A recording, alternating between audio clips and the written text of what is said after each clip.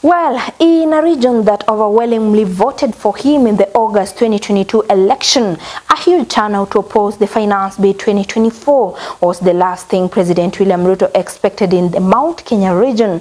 The residents said failure to fulfill his promises to Kenyans and his punitive economic policies has made Ruto lose his popularity in the region, while saying they will no longer have faith in the Kenya Kwanza administration. In this story, we delve into how Mount Kenya region went from Ruto's vote basket to a hotbed of disquiet. President William Ruto gained popularity during the 2022 campaign in Mount Kenya region. The residents told of retired President Uhuru Kenyatta back then and threw their weight behind Ruto's agenda. Ruto was swept to power mainly by 10 counties in Mount Kenya region that contributed nearly two-thirds of the total votes he secured to succeed Uhuru Kenyatta. The president rose to power with the promise to uplift the poor's economic status, evident in his campaign slogan of bottom-up economic agenda. However, when the president formed the government, hustlers hardly featured in his priorities, something that political analysts say has contributed to deepening his popularity. The citizenry are disillusioned by the fact that the government has not been able to fulfill the numerous promises that were made to them during the 2022 election campaigns.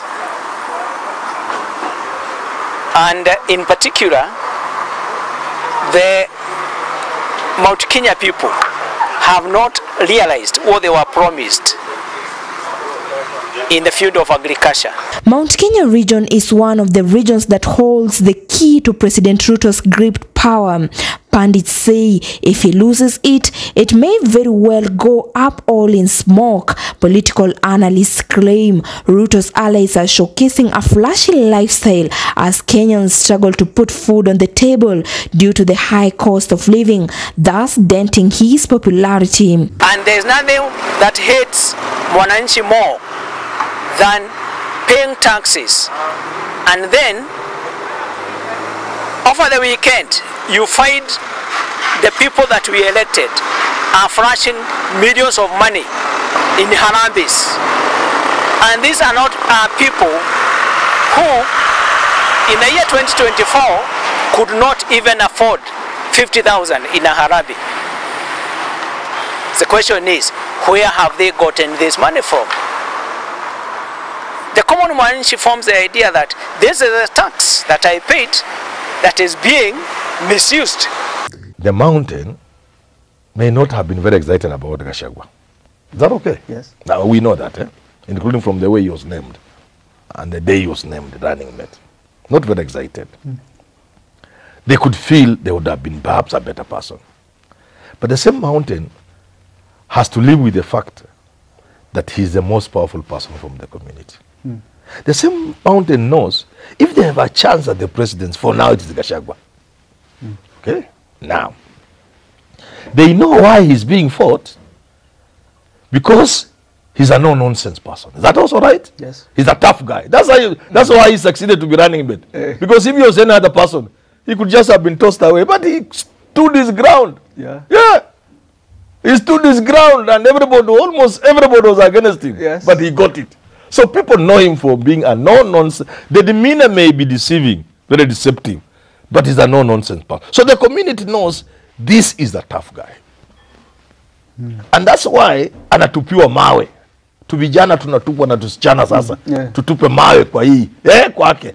Because he's a tough guy. Now that's what the community knows. So the community also knows if you remove Gachagua, you replace him with somebody from the mountain, whether in the guise of gender or whatever it is, you'll be bringing a weaker person.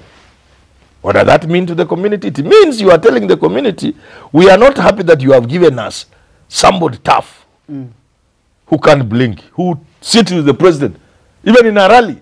Tell them we cannot have these things of Canadian in Europe publicly. The community knows that. Yes. So they knows you want to give us somebody.